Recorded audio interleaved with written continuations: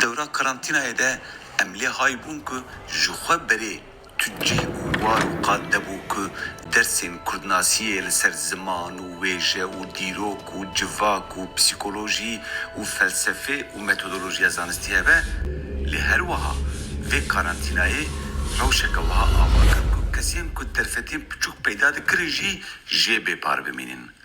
لوما مبریار دا که پار امزانینگاه کردیا آنلاین آوا بکن. 16 ماموزده اکادمیسyen spor لیکولینر کردو بیانی کدو آلا کردناسیه ده دخفتن پشتا خودان هفدو. نیزی 500 کس پشتاری سمینرم 110 سمینر هاتن داین آخر پرتوکاوی جهاده چبکر. لوما ایسا مبریار دا که زنگاه کردیا آنلاین ایسا پک بین. زنگاه کردیا آنلاین شبو حمو کردانه به کردیه لخیره کردانه.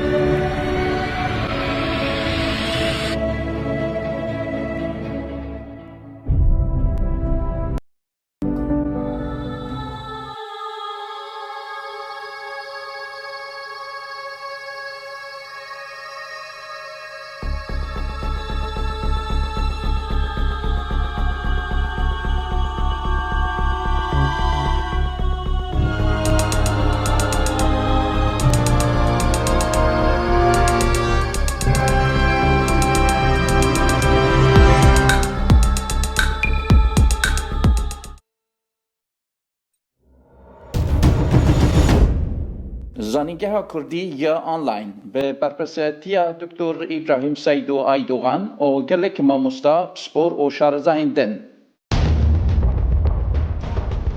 ما 24 با آوایکی زندی او برنامه و پروگرام زوم، یوتیوب، فیسبوک و اینستاگرام با آوای زندی تین پیشکش کردن.